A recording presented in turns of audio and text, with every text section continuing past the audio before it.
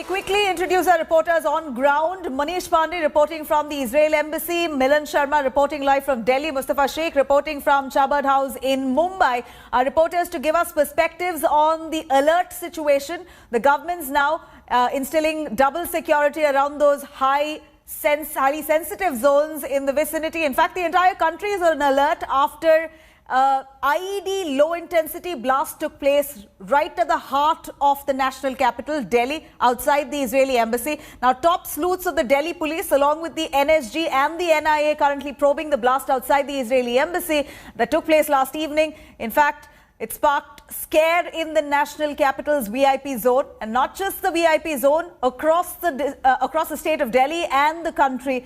While the blast was of low intensity there, causing minor damages to some vehicles, the big question really is, could this be a prelude to a bigger conspiracy? Let's take a look at all the details of what conspired. A small blast, few windshields shattered near the Israeli embassy, but the echoes were felt as far as Israel. A day after the minor explosion, the special cell of Delhi police, forensic experts, NSG and NIA sleuths are trying to piece together the evidence to nab the perpetrators. On your screens is the exact spot where the Friday's blast took place. These are the remnants of the IED, which appears to be a tin material. हम इस वक्त Israel embassy के ठीक बाहर हैं और आप देख सकते हैं दिल्ली पुलिस के अधिकारी यहां से तमाम चीजें लेकर के जा रहे हैं। जो वो सबूत हैं यहां से जो इकट्ठा किए गए हैं उनका बॉक्स लेकर के जा रहे हैं, जिससे कि आगे इसकी जांच की जा सके। ये पूरी किट है जो लेकर के आए थे और यहां तमाम ऐसी चीजें कलेक्ट की गई हैं जो बेहद इंपॉर्टेंट हो सकती हैं इस पूरी जांच में। Cops have also recovered a letter addressed to the Israeli ambassador from the site of the blast, calling it just a trailer. The letter mentions the name of Iran's assassinated General Qasem Soleimani and also names Iran's top nuclear scientist who was killed, calling them martyrs. With Iran's name cropping up in the investigation, the probe agencies are moving very cautiously. The Delhi police has sought details of all the persons who have entered in India in last 1 month, specifically from Iran and Middle East countries. With Iran's name cropping up in the probe agencies are working cautiously. Delhi police is collecting data of all Iranians residing in the capital. Israel has called the attack an act of terror, and its intelligence agency Mossad will soon join the probe in Delhi. We refer to it as a terror attack, and we take all the precautions and, of course, the necessities that we need in this kind of event. So we refer to it as a terror attack.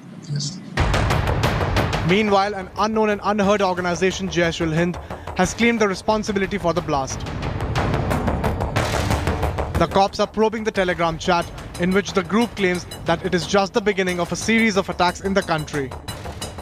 While the probe is gathering steam, the incident clearly shows once again that how terror remains an ever-present danger, keeping our security establishments on its toes.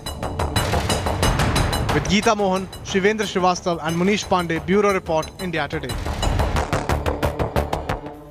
All right, Manish Pandey is reporting right outside the Israel embassy. Manish, we did spot the NSG in the latest investigation. The NSG also joins in, aids with this probe that's currently underway, where we're looking at a low-intensity IED blast that took place right outside the Israel embassy at a high-security zone. And why we call this a huge security breach is that it falls right in the heart of Delhi when there was the beating retreat happening barely 2 kilometers away. The Prime Minister, the President, all of the top leaders were present at that spot. Security was doubled right after the Republic Day violence as well. Considering that, whoever has done this has had quite some audacity. And now the probe agencies are looking at all sorts of angles, including that of terror. And a letter we believe that has been accessed suggests that there could be Iran's hand involved, and some suggestion indicating that this is just a trailer. There are many more blasts to come in the country. How legit is this letter?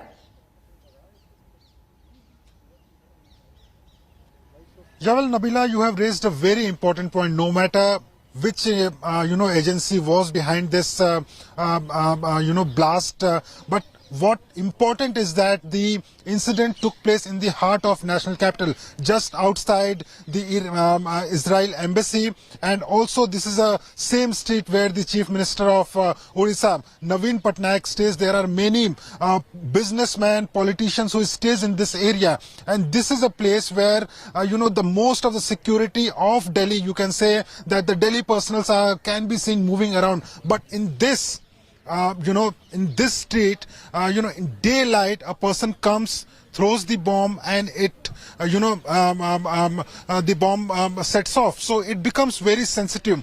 The excuse cannot be that it was a low intensity blast. The Delhi police has to accept that there was a breach in security. The intelligence agencies failed to prevent this particular blast, and that is why now all the investigative agencies, right from NIA, the NSG and the Delhi police, they have started looking into that how this blast took place. As of now, they have not got any concrete lead, but the initial investigation do suggest that Iranian hand may be behind this blast, and that is why they are moving very cautiously as far as the investigation is concerned. They have collected samples and residuals of the bomb from the bomb site. They have also recovered battery, which indicate that it might have been a timer set bomb. But end of the day, the Delhi police has to solve the case. Absolutely. Manish, I'd like to quickly get some clarity on the CCTV footage that the officials have accessed. There was some talk about how they've spotted two individuals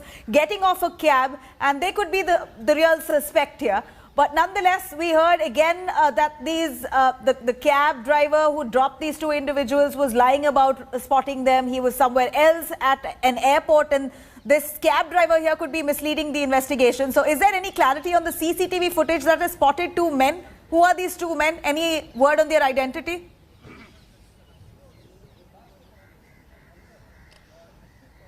Yeah, well, Nabila, not only CCTV of this entire stretch, which is almost 700 to 800 meters, but also the CCTV of almost 4 to 5 kilometers of around this area.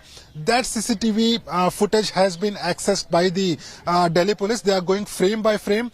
They suspect that there might be some cabs or individuals involved in it, and that is why they are probing this case in a manner that there might be multiple suspects at this point of time. But pinning a particular person, that is going to be very difficult for the investigative agencies. So initially there was a lead with the Delhi police that there was a cab driver and two persons were traveling. But when they later found out that the cab driver was not revealing the truth, or he was not even aware of the actual truth, then they just gave him a warning and he was let off. Right. But as far as CCTV is concerned, the main CCTV just outside Israel embassy, that CCTV was not working, but they have collected, they have got some lead, but that lead has not been converted into something concrete which can lead them to right, and which is why we now see the NSG has also stepped in to aid in the investigation further. Do stay with us, Manish. Hi everyone, Preeti Chaudhary here. Hope you like this video. For latest news and analysis,